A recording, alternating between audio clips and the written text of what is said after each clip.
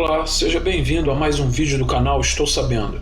Eu sou Christian Durden, entusiasta do conhecimento e do aprendizado, e no vídeo de hoje, em 31 de março de 1848, em Hyattsville, nos Estados Unidos, teve início uma curiosa história. Duas irmãs, Margaret e Kate Fox, com apenas 14 e 11 anos, anunciaram aos seus pais que conseguiam estabelecer comunicação com um espírito que provavelmente habitava a pequena casa em que viviam. Antes que a mãe pudesse impedi-las, batidas misteriosas começaram a ecoar pelo ambiente. As irmãs formulavam perguntas e as batidas pareciam fornecer respostas. A curiosidade atraiu uma vizinha, que foi chamada para testemunhar esse estranho fenômeno. A mãe das meninas desafiou o espírito a contar até 5, e surpreendentemente, 5 batidas ressoaram. Enquanto todos estavam atônitos com esse acontecimento inexplicável, a mãe das irmãs Fox continuou fazendo perguntas e dando ordens, e o espírito respondeu por meio dessas enigmáticas batidas. Logo a notícia se espalhou e as irmãs Fox foram convidadas a demonstrar o fenômeno em outros lugares. Em pouco tempo, estavam em turnê por toda parte. As pessoas pagavam uma entrada para participar de sessões em torno de uma mesa, onde, por meio de batidas e outras formas de sinalização, os espíritos supostamente se comunicavam com as irmãs. Esse fenômeno marcou o início do espiritismo moderno e intrigou muitas mentes ao longo da história. Desde tempos antigos, o homem sempre buscou uma forma de se comunicar com os mortos. Há registro em livros e textos que demonstram o constante desejo do homem de lidar com a inevitabilidade da morte e tentar estabelecer conexões com seus entes falecidos. No entanto, o século XIX testemunhou um ressurgimento notável desse interesse pelo contato com o além. Um dos principais fatores que contribuíram para esse ressurgimento foi o confronto filosófico entre religião e a crescente racionalidade da época. O rápido avanço científico e tecnológico desafiou muitas das crenças religiosas tradicionais, levando os fiéis a procurar por evidências que sustentassem suas convicções espirituais. Foi nesse contexto que o caso das irmãs Fox se destacou como uma evidência concreta para muitos.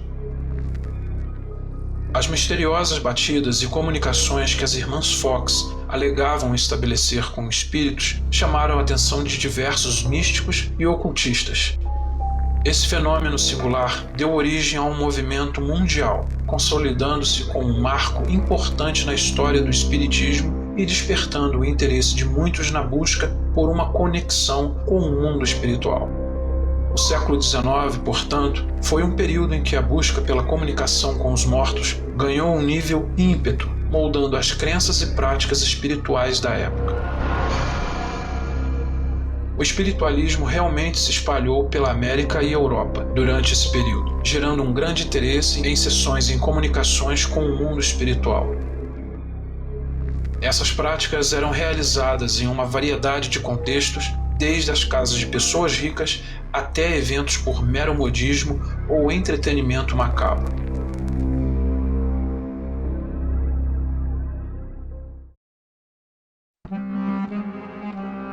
Na França, um pedagogo chamado Hippolyte Léon Denisard Rival teve um papel significativo na evolução do espiritualismo.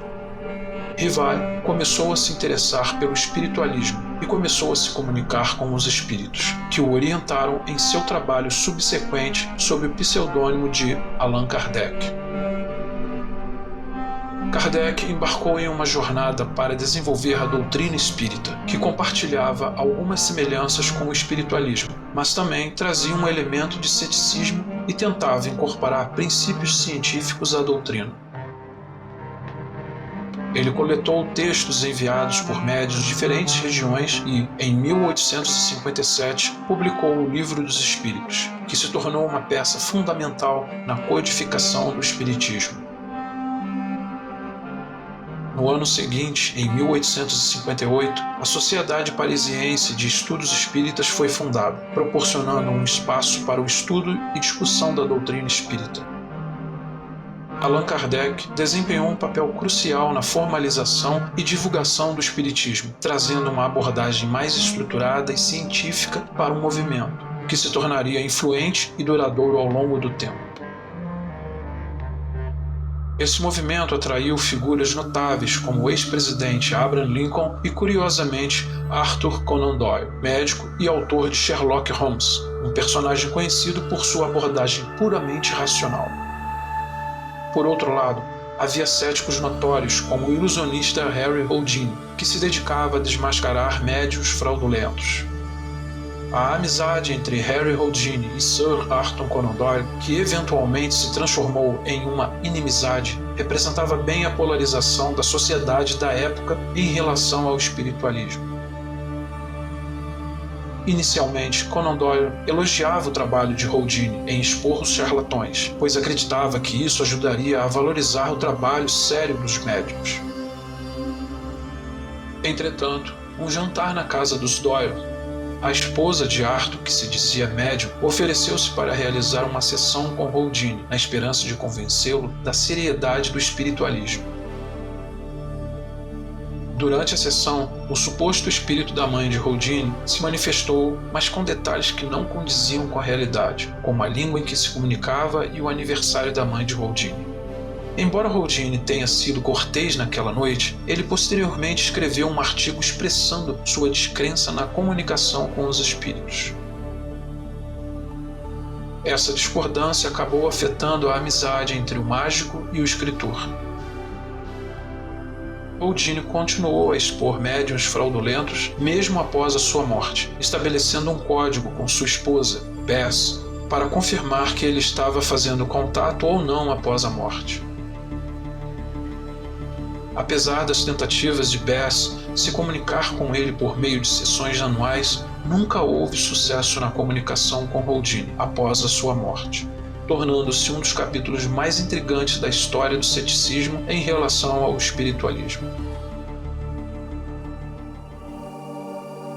A era do espiritualismo, apesar de ter tido um rápido crescimento e atrair muita atenção, entrou em decadência de forma tão rápida quanto começou. Isso parte a proliferação de charlatões que frequentemente eram expostos como fraudulentos, minando a credibilidade do movimento.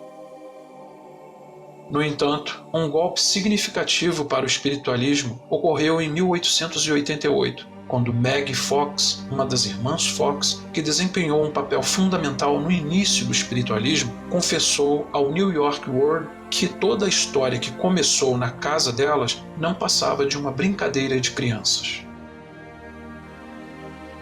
Essa revelação abalou profundamente a fé de muitos seguidores e desmascarou a fraude por trás das famosas batidas que tanto impressionaram as pessoas. Maggie Fox até mesmo demonstrou como elas produziam os sons de batidas, revelando a mecânica por trás do fenômeno que havia cativado muitos. Apesar dessa confissão que deveria ter encerrado o espiritualismo, algumas pessoas continuaram a acreditar na comunicação com os espíritos e a continuar a praticar essa crença. Isso ilustra a força da fé e como, mesmo quando expostas como fraudes, algumas crenças podem persistir. O espiritualismo, no entanto, nunca recuperou completamente a sua credibilidade após essa revelação. A verdade é que a crença no espiritualismo estava tão profundamente arraigada em algumas pessoas que mesmo evidências contrárias não as faziam mudar de ideia. Além disso, o espiritismo, ao se transformar em uma doutrina codificada por Allan Kardec, conseguiu se distanciar da confissão de Maggie Fox e persistir como uma crença organizada e estruturada. Embora tenha entrado em decadência na Europa e nos Estados Unidos, o espiritismo começou solo fértil nas Américas, particularmente no Brasil. O Brasil se tornou o país com maior comunidade espírita do mundo, e o frenesi que o espiritualismo causou na Europa e nos Estados Unidos durante o século XIX começou a ressurgir no Brasil durante o século XX. Esse ressurgimento também trouxe consigo uma série de charlatões que se aproveitaram do interesse das pessoas na comunicação com o além. Infelizmente, muitos deles conseguiram fazer sucesso por um tempo antes de serem desmascarados, causando confusão e ceticismo entre os seguidores genuínos do espiritismo. A história do espiritualismo e do espiritismo é complexa e multifacetada, marcada por crenças profundamente arraigadas, fraudes e um constante debate entre crentes e céticos. Essa história serve como lembrete da capacidade humana de acreditar em fenômenos extraordinários, mesmo quando confrontada com evidências que sugerem o contrário. O espiritismo, de fato, prega crenças como a reencarnação e a evolução da alma, além de acreditar na existência de outros planetas onde espíritos evoluídos reencarnam. Essas crenças influenciaram profundamente a visão de mundo de seus seguidores, trazendo conforto para alguns, medo para outros e despertando desconfiança entre os céticos. Com o surgimento do espiritismo, muitos médiuns alegavam estabelecer comunicação com os espíritos, o que gerava uma série de fenômenos paranormais. Esses fenômenos levaram à investigação mais rigorosa, com diversos pesquisadores buscando entender a origem desses supostos espíritos e fenômenos. A ciência desempenhou um papel importante nesse processo, com pesquisadores analisando os aspectos psicológicos e fisiológicos envolvidos na experiência da mediunidade. O poder da sugestão e a influência da mente sobre o corpo foram amplamente estudados e demonstrados. Experimentos como o realizado pelo professor Richard Wiseman, que reproduziu sessões do século XIX com truques conhecidos da época, apontaram para explicações racionais para muitos fenômenos anteriormente considerados como paranormais. O conceito de enquadramento, onde a crença prévia de uma explicação influencia a percepção dos eventos, é uma explicação lógica para muitas experiências relacionadas ao espiritismo e à mediunidade. Isso significa que quando as pessoas acreditam que algo tem uma explicação paranormal, elas tendem a não buscar outras explicações, tornando-se mais suscetíveis a acreditar em fenômenos sobrenaturais. Esses estudos de experimentos científicos contribuíram para uma compreensão mais crítica e cética dos fenômenos associados ao espiritismo, questionando sua validade e evidenciando a importância da investigação científica na análise de eventos aparentemente sobrenaturais. Fenômenos como mesas se movendo, o tabuleiro de Ouija e a brincadeira do copo já foram desmistificados há muito tempo.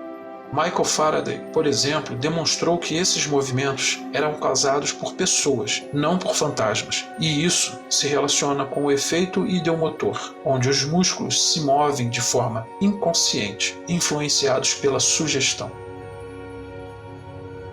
O efeito ideomotor já havia sido estudado por Michael Eugene Chevreul em 1808 e mais elaborado por William Carpenter em 1852. Ele explica fenômenos como o tabuleiro de Ouija, onde os participantes colocam os dedos sobre o copo que se move misteriosamente para transformar palavras e supostamente receber mensagens de espíritos. Em resumo, esses fenômenos são resultados do movimento involuntário dos músculos e da influência da sugestão, não da atividade paranormal. A psicóloga Susan Blackmore, atualmente com 72 anos, conduziu vários experimentos para evidenciar o efeito involuntário presente em atividades como o uso do tabuleiro Ouija e a brincadeira do copo. Em um desses experimentos, ela virou as letras de forma que os participantes não pudessem vê-las, mas um suposto espírito não teria dificuldades em fazer isso. Como resultado, mesmo que os participantes movessem o copo, nenhuma palavra real era formada, demonstrando a influência do efeito involuntário nas atividades. O movimento do copo ocorre devido ao cansaço do braço dos participantes ao longo do tempo. À medida que os braços ficam cansados, a pessoa perde a precisão na percepção da posição do seu dedo. Esse pequeno ajuste involuntário causa um mínimo de movimento no copo, mas é suficiente para que os outros participantes, com os braços também cansados, tentem ajustar seus movimentos inconscientemente em resposta ao movimento inicial. Isso cria a ilusão de que o copo está movendo para uma letra específica, resultando a formação de palavras. O psicólogo Joseph Jastrow também conduziu um experimento que mostrou esse fenômeno usando um aparelho que media o movimento involuntário das mãos. Quando os entrevistados se imaginavam olhando para um objeto na sala, suas mãos realizavam pequenos movimentos em direção a esse objeto, mesmo que eles não estivessem conscientemente tentando movê-los. Isso ilustra como o movimento involuntário dos músculos pode influenciar nossas ações em nossa plena consciência. A psicografia, também conhecida como escrita automática, é um fenômeno que intriga muitas pessoas devido à sua natureza aparentemente inexplicável. Nesse processo, um médium escreve textos que são atribuídos à autoria de espíritos, e o médium muitas das vezes não tem consciência do que está sendo escrito, e isso ocorre geralmente de forma rápida. Existem médiuns que psicografam uma variedade de conteúdos, incluindo poemas, peças, romances e inúmeras cartas, resultando na publicação de vários livros que supostamente foram escritos por espíritos. Embora haja charlatões que escrevem conscientemente, muitos médiuns genuinamente acreditam estar realizando a escrita automática, sugerindo que não é necessariamente um espírito usando o médium como instrumento de escrita. Esse fenômeno desafia as explicações convencionais e continua a ser objeto de debate e estudo, com algumas pessoas encontrando conforto e significado nas mensagens psicografadas, enquanto outras mantêm uma visão mais cética em relação a elas. O psicólogo Daniel Wegner ofereceu uma explicação para a psicografia baseada na ilusão de livre-arbítrio. Ele descreve como o cérebro toma decisões, onde envia uma mensagem para a parte responsável por criar consciência e, ao mesmo tempo, atrasa ligeiramente o sinal que é enviado para a ação física, como mover o braço. Esse atraso cria a ilusão de que nossa consciência tomou uma decisão antes da ação. Seguindo essa linha de raciocínio, Wegner argumenta que a psicografia ocorre quando há um problema nesse processo de tomada de decisão. O cérebro envia um sinal para a ação de escrever, mas não alerta a parte responsável pela criação da consciência, resultando na sensação de que a pessoa está escrevendo de forma involuntária. Essa explicação de Wegner sugere que a psicografia pode ser uma manifestação de como nosso cérebro funciona na tomada de decisões e na percepção de nossa própria ação, em vez de uma comunicação genuína com espíritos ou entidades externas. O experimento realizado pelo neurofisiologista William Gray Walter em 1960 ilustra uma peculiaridade da tomada de decisão e da consciência humana. Nesse experimento, os voluntários eram instruídos a mudar os slides de um projetor pressionando um botão. No entanto, o botão era falso e a troca de slides ocorria com base na atividade cerebral dos participantes, monitorada por eletrodos. O resultado foi que os participantes ficaram perplexos ao perceberem que a máquina aparentemente estava prevendo quando eles iriam apertar o botão.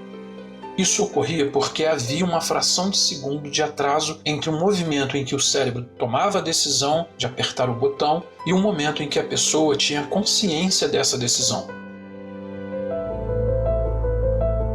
Em outras palavras, o cérebro decidia agir antes que a pessoa tivesse consciência de ter tomado essa decisão.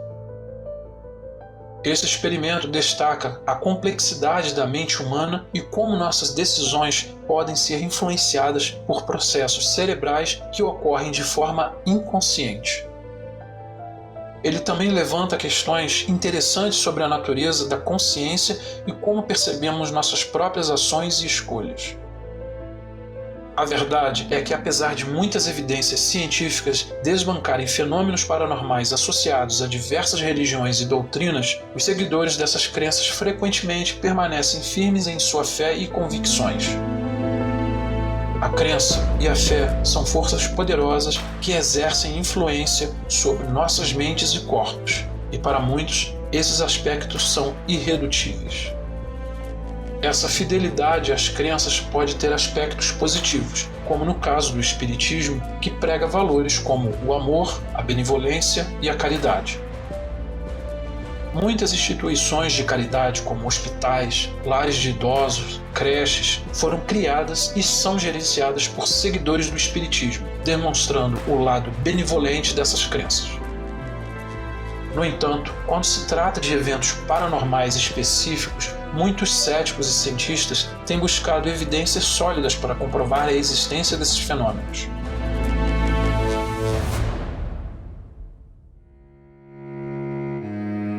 Mas o que você pensa sobre esse assunto? Você já teve uma experiência com o paranormal? E se teve, você buscou respostas racionais ou simplesmente aceitou? Deixe aí nos comentários. Sua opinião sempre educada soma demais para todos nós. Recentemente eu publiquei 2 vídeos referentes a outros temas históricos e polêmicos. Caso tenha interesse nesse conteúdo, o link vai estar na descrição e no comentário fixado desse vídeo. Não se esqueça de deixar um like nesse vídeo e assinar o canal. Agradeço a todos que assistiram esse conteúdo, um grande abraço e até o próximo vídeo.